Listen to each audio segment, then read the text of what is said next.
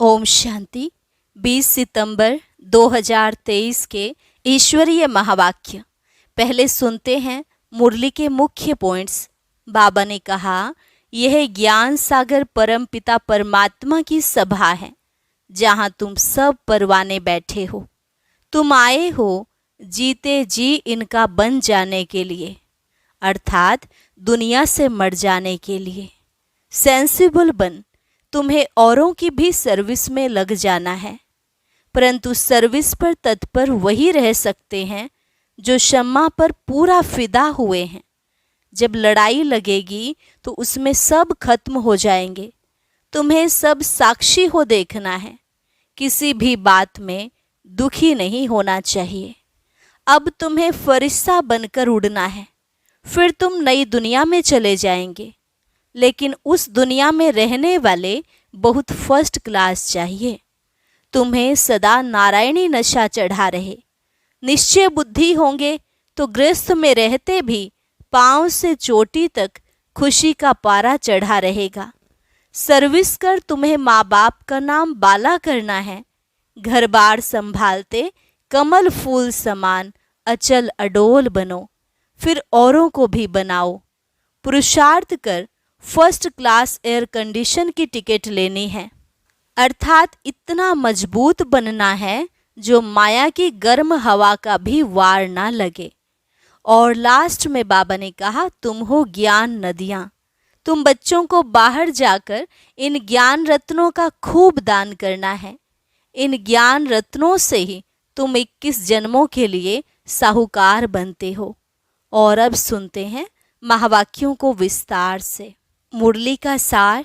मीठे बच्चे, तुम्हें पुरुषार्थ कर एयर कंडीशन की टिकट खरीद करनी है। एयर कंडीशन टिकट लेना अर्थात माया की गर्म हवा अथवा वार से सेफ रहना। प्रश्न, तुम बच्चों को महाविनाश का दुख होगा या नहीं, इसका पाप किस पर चढ़ता है? उत्तर, तुम्हें इस महाविनाश का दुख हो नहीं सकता, क्योंकि तुम तो फरिश्ता बनते हो। तुमको नॉलेज है कि अब सभी आत्माओं को मच्छरों सदृश वापस घर जाना है। तुम्हें किसी की मौत पर दुख नहीं होता, क्योंकि तुम साक्षी हो देखते हो। तुम जानते हो आत्मा तो सदा अमर है। इस विनाश का पाप किसी पर भी नहीं लगता। यह तो जैसे लड़ाई का यज्ञ रचा हुआ है, सभी लड़ मरकर घर वापस जाएंगे। यह भी ड्रामा की भावी है। गीत। महफिल में जल उठी शमा परवाने के लिए। ओम शांति। बच्चों ने एक लाइन गीत की सुनी। यह महफिल है किसकी? ज्ञान सागर की, जिसको फिर मनुष्य इंद्र की महफिल कहते हैं। इंद्र सभा। बहुत मनुष्य समझते हैं इंद्र पानी की वर्षा बरसाते हैं। बच्चे समझते हैं यह ज्ञान सागर परम पिता परमात्मा की सभा है, इसमें परवाने बैठे हैं जीते जी इनके बन जाने, अर्थात इस दुनिया से मर जाने के लिए। क्योंकि जीव आत्माओं को यह पुरानी दुनिया पसंद नहीं है, इसमें सब एक दो से लड़ते रहते हैं। बाप कहते हैं, मैं स्वर्ग स्थापन करता हूँ, तो बच्चों में भी नंबरवार है। कोई पुख राजपरी, कोई नीलम परी है। नाम तो बहुत हैं, यह भेंट की हुई है। कोई बच्चे अच्छे सेंसिबल बन औरों की सर्विस में लग जाते हैं। सर्विस पर भी तत्पर कौन होंगे? जो क्षमा पर पूरा फिदा हुए होंगे। यह बहुत बड़ी महफिल है। तुम जानते हो बाबा आत्माओं की महफिल में आया हुआ है, परंतु इनको जो अच्छी रीति जानते हैं वह इनके सम्मुख प्रैक्टिकल में है। इस समय कोर्टों में कोई ही जानते हैं। जो परवाने होंगे वही जानेंगे। जो फिदा हो जाते हैं बाबा के बन जाते हैं। यह तो समझाया गया है, यह है जीते जी मरना। बाबा, मैं आपका हूँ। पहले हम आपके पास अशरीरी रहते हैं, फिर यहाँ आकर शरीर लेते हैं। बच्चों को जो भी ज्ञान मिलता है यह और कोई दे नहीं सकता, क्योंकि बाप को नहीं जानते। तुम बच्चों को परमपिता परमात्मा आकर पढ़ाते हैं। गाया हुआ है, सभी वेद शास्त्र आदि गीता के पत्ते हैं। सब मनुष्य मात्र इस मांडवे में किसके पत्ते हैं? इस देवी देवता धर्म से ही सब निकले हैं। इसलिए तुम झाड़ के चित्र में देखेंगे कि शुरू में पत्ते नहीं हैं, पत्ते बाद में ही पैदा होते हैं। तो उन्हों को ऊपर दिखाया हुआ है। फाउंडेशन देवी देवता धर्म का है। पहले थुर एक होता है, फिर उनसे टाल टालियां निकलती हैं, फिर पत्ते। बच्चों की बुद्धि में है कि यह विराट मनुष्य सृष्टि के धर्मों का झाड़ है। आजकल की गवर्नमेंट धर्म को नहीं मानती। कहते हैं हम सब आपस में रह सकते हैं, परंतु आपस में ठक ठक कितनी है। लड़ाई आपस में चलती ही रहती है, जैसे कि लड़ाई का यज्ञ रचा हुआ है। कहाँ न कहाँ लड़ते झगड़ते रहते हैं। यह भी ड्रामा में नोंद है। युक्ति ऐसी करते हैं कि आपस में लड़ मरे। आगे हिंदुस्तान पाकिस्तान अलग अलग थोड़े ही था, सब इकट्ठे थे। गवर्नमेंट भी मजबूत थी, आपस में कोई लड़ नहीं सकते थे, क्योंकि ऊपर में बड़े बड़े नवाब होते थे। जैसे अब सारी दुनिया के लिए यूएन आदि बड़ी बड़ी कमेटी हैं, परंतु इन सब के लिए धनी धोरी तो कोई है नहीं। दो टुकड़े हो गए हैं। दुख वृद्धि को पाता ही रहता है, एक दो को मारते ही रहते हैं। ड्रामा में देखो कैसा राज है। एक दो से लड़ेंगे तो बाप पर थोड़े ही पाप लगेगा। हम साक्षी हो देखते हैं। तुम जानते हो सब लड़कर खत्म ही हो जाने वाले हैं। कोई बड़ा आदमी मर जाता है तो 8-10 रोज उसके लिए थोड़ा बहुत कार्यक्रम चलता है, हॉलिडे आदि करते हैं। तुम्हारे लिए तो कुछ नहीं है। तुम तो फरिश्ते बन रहे हो, तुमको विनाश का भी दुख नहीं होता है। अब तो मच्छरों सदृश मरेंगे, फिर कौन किसको देखेंगे? यह राज तुम बच्चे ही जानते हो। नई दुनिया में रहने वाले तो बहुत फर्स्ट क्लास चाहिए। यहाँ कोई मरे तो तुमको थोड़े ही दुख होगा। तुम तो साक्षी हो देखते हो। इसने जाकर दूसरा शरीर लिया अपना पार्ट बजाने के लिए। तुम्हारे में भी सब निश्चय बुद्धि नहीं है। गृहस्थ व्यवहार में रहते पांव से चोटी तक अब खुशी का पारा चढ़ रहा है। फिर कोई का कम, कोई का जास्ती, कोई का फिर पाई का भी नहीं चढ़ता। जैसे आटे में नमक, उनको फीका ही कहेंगे। मालूम पड़ता है कि किन्हों को नारायणी नशा चढ़ता है। माता पिता की सर्विस करते हैं।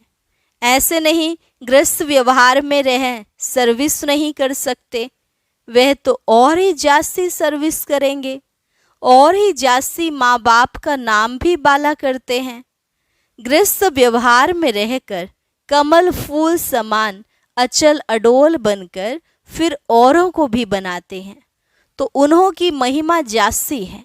तुम तो शुरुआत में निकल पड़े। वह भी ड्रामा, भट्ठी बननी थी, उसमें से भी कोई कच्ची ईंट निकली, कोई पक्की भी निकली। आईसीएस के इम्तिहान में सब थोड़े ही पास होते हैं, क्योंकि गवर्नमेंट को बहुत पगार देना पड़ता है। यहाँ भी ऐसे हैं, बड़ी जायदाद देनी पड़ती है।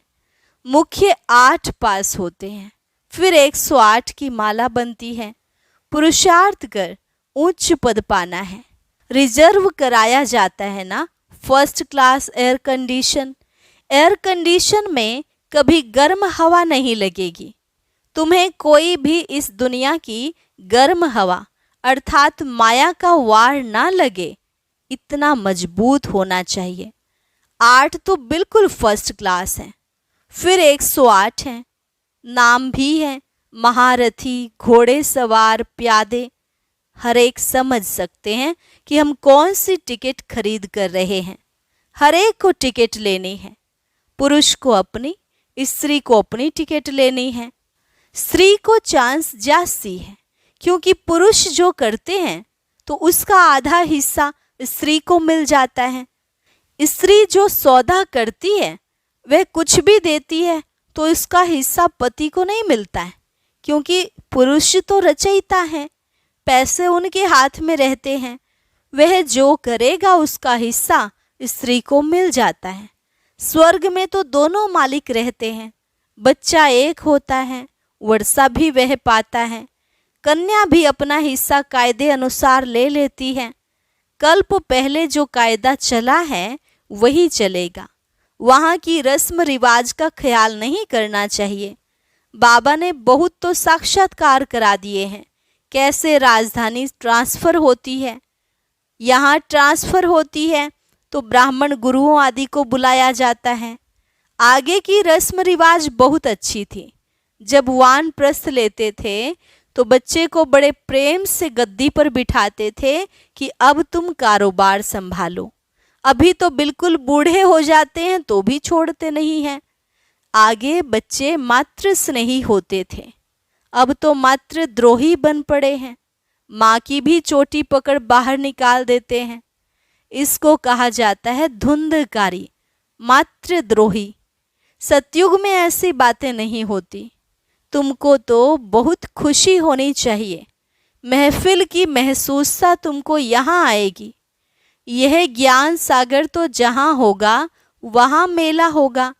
नदियों का मेला होता है ना, तुम नदियाँ तो आपस में मिलती रहती हो।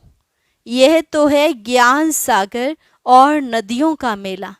यह है जगदम्बा सरस्वती, उनका भी नाम बाला है। माँ के पास भी कितने मिलने आते थे, क्योंकि उनकी मुरली बहुत अच्छी थी। बच्चियाँ भी महसूस करती हैं कि मम्मा की मुरली अच्छी खींचती थी। यह है सागर और नदियों की महफिल। बहुत बच्चे आ जाते हैं, पहले सागर, फिर नदियाँ, छोटी नदियाँ या बड़े कैनाल आदि आदि होते हैं ना। तुम हर एक समझ सकते हो कि हम छोटी नदी हैं या बड़ी नदी। बड़ी बड़ी नदियों को बुलाते हैं कि आकर भाषण करो, तो जरूर वह तीखे हैं। मम्मा को कितना बुलाते थे, शिव बाबा का मिला हुआ खजाना आकर दो। तुम बच्चियां जाकर ज्ञान रत्नों का दान करती हो। ज्ञान का एक एक वर्षंस लाखों रुपयों का है। शास्त्रों में कोई ज्ञान के वर्षंस नहीं है। अगर होते तो भारत बहुत साहूकार होता। तुमको तो रत्न मिलते हैं जिनसे तुम 21 जन्म के लिए साहूकार बनते हो। अभी संगम युग पर तुम सबसे ऊंचे हो, फिर सतयुग त्रेता में तुम्हारी डिग्री कम हो जाती है। अब तुम ईश्वरीय दरबार में बैठे हो। तुम जानते हो बाबा 21 जन्मों का वर्षा देने वाला है, उनको ही सब याद करते हैं। दूसरे सब दुख देने वाले हैं। दुख देने वाली चीज को हमेशा भूला जाता है। हे बाबा, हमारे तो आप हो, दूसरा ना कोई। परंतु श्री कृष्ण का नाम सुना है तो उनको ही याद करते हैं। तुम श्री कृष्ण की राजधानी में थे। बाबा इस कंसपुरी को श्री कृष्णपुरी बना देते हैं। आसुरी पुरी से फिर दैवीपुरी बन जाएगी। फिर दिखाया है कि असुरों और देवताओं की लड़ाई लगी, देवताओं की जीत हुई। देवताएं रहते हैं स्वर्ग में। वास्तव में तुम्हारी लड़ाई है 5 विकारों से। अभी रामायण की बड़ी धुनी लगेगी, क्योंकि दशहरा आता है, गवर्नमेंट भी मनाती है। राम लीला करते हैं, परंतु यह नहीं जानते कि रावण क्या चीज है। कई बच्चे कहते हैं कि निष्ठा में बिठाओ। वास्तव में याद तो चलते फिरते करना है, परंतु जो सारे दिन में याद नहीं करते उनको बिठाया जाता है कि यहाँ बैठने से कुछ न कुछ याद करें। बहुत हैं जो सेंटर्स में जब जाते हैं तो याद में रहते हैं, घर गए तो खलास। याद करने की प्रैक्टिस नहीं है, बुद्धि और तरफ भटकती रहती है। बच्चों को समझाया गया है कि आत्मा स्टार है, जिसको बिंदी भी कहते हैं। स्टार में तो ऐसे कोने होते हैं, बिंदी में नहीं होते। स्टार्स इसलिए कहते हैं क्योंकि भेंट की जाती है। लक्की सितारे कहा जाता है। बिंदी रूप आत्मा में ज्ञान की चमक है। आत्मा बिंदी में सारा पार्ट है। बाप कहते हैं मुझ बिंदी में यह पार्ट है, जो मैं भक्ति मार्ग में बजाता आया हूँ। तुम बच्चों का सबसे जास्ती पार्ट है, क्योंकि तुम ऑल राउंड चक्र लगाते हो, तो चक्रवर्ती राजा भी तुम बनेंगे। दुख हो चाहे सुख हो, तुम ही पाते हो। मेरा पार्ट तुम्हारे जितना नहीं है। मैं वानप्रस्थ में चला जाता हूँ। फिर भक्ति मार्ग में मेरी सर्विस शुरू होती है। याद भी करते हैं ड्रामानुसार। जिस जिस देवता की पूजा करते हैं, साक्षात्कार फिर भी मैं कराता हूँ। यह ड्रामा में मेरा पार्ट है। वह समझते हैं हमको इनसे साक्षात्कार होता है, इसमें भी भगवान है। समझते हैं गणेश से साक्षात्कार हुआ, तो गणेश में भी परमात्मा है। इससे ही सर्वव्यापी का ज्ञान उठा लिया है। और तुम सब बच्चे कहते हो हम सब बाबा को याद करते हैं, अर्थात सब में बाबा की याद है, तो इससे भी सर्वव्यापी समझ लेते हैं। बाप कहते हैं मेरी याद में भी सब नंबरवार पुरुषार्थ अनुसार रहते हैं। जितना जो याद करेंगे उतना विकर्म विनाश होंगे। बाकी आत्मा तो हरेक में अपनी अपनी व्यापक है। मैं कोई बच्चे में भी प्रवेश कर किसका भी कल्याण कर सकता हूँ, परंतु उन्होंने फिर उल्टा अर्थ कर दिया है। ड्रामा में वह भी नूंद है। ड्रामा अनुसार सबको पार्ट मिला हुआ है। यह शास्त्र आदि बनाने का भी ड्रामा में पार्ट है। बनाएंगे वही जिन्होंने आगे बनाए थे। गीता सुनाते हैं, फिर कल्प बाद ऐसे ही सुनाएंगे। तो अब बच्चों की महफिल में बाप बैठे हैं। जो मुझे जानते हैं मैं उन्हों के बीच में ही शोभता हूँ। बाकी जो जानते ही नहीं उस महफिल में बैठ क्या करेंगे। तुम भाषण आदि करते हो तो बहुत आते हैं, उनकी क्षमा के साथ महफिल नहीं कहेंगे। क्षमा के साथ महफिल तो यहाँ है। कोई फिदा होते हैं, फिर और तरफ बुद्धि योग चला जाता है। जब तुम संपूर्ण बने, बुद्धि जाती है। कर्मातीत अवस्था, संपूर्ण निर्विकारी अवस्था अभी नहीं कह सकते, वह अंत में होगी। फिर यह पुराना शरीर छूट जाएगा। यह पुरानी खाल है। आत्मा इन पुरानी कर्मेंद्रियों से काम लेती है। अच्छा, मीठे मीठे सिकिलधे बच्चों प्रति मात पिता बाप दादा का याद प्यार और गुड मॉर्निंग। रूहानी बाप की रूहानी बच्चों को नमस्ते। रूहानी बच्चों की रूहानी बाप दादा को नमस्ते नमस्ते, गुड मॉर्निंग। धारणा के लिए मुख्य सार। पहली पॉइंट, शिव बाबा से मिला हुआ खजाना सभी को बांटना है। अविनाशी ज्ञान रत्नों का दान करके 21 जन्मों के लिए साहूकार बनना है। अपनी अवस्था अचल अडोल बनानी है। ग्रस्त व्यवहार में रहते भी कमल फूल समान बाप का नाम बाला करना है। सर्विस में तत्पर रहना है। वरदान, संगम युग के इस नए युग में हर सेकंड नवीनता का अनुभव करने वाले फास्ट पुरुषार्थी भव। संगम युग के इस नए युग में हर सेकंड नवीनता का अनुभव करने वाले फास्ट पुरुषार्थी भव। संगम युग पर सब कुछ नया हो जाता है, इसलिए इसे नया युग भी कहते हैं। यहाँ उठना भी नया, बोलना भी नया, चलना भी नया। नया अर्थात अलौकिक। स्मृति में भी नवीनता आ गई। बातें भी नई, मिलना भी नया, देखना भी नया। देखेंगे तो आत्मा आत्मा को देखेंगे, शरीर को नहीं। भाई भाई की दृष्टि से संपर्क में आएंगे, दैहिक संबंध से नहीं। ऐसे हर सेकंड अपने में नवीनता का अनुभव करना। जो एक सेकंड पहले अवस्था थी वह दूसरे सेकंड नहीं, उससे आगे हो। इसको ही फास्ट पुरुषार्थी कहा जाता है। स्लोगन, परमात्मा प्यार द्वारा जीवन में सदा अतीन्द्रिय सुख व आनंद की अनुभूति करना ही सहज योग है। परमात्मा प्यार द्वारा जीवन में सदा अतीन्द्रिय सुख व आनंद की अनुभूति करना ही सहज योग है। अच्छा, ओम शांति। अब सुनते हैं आज का अव्यक्त ज्ञान मोती। इसके लिए ऊपर दिए गए बॉक्स पर क्लिक करें।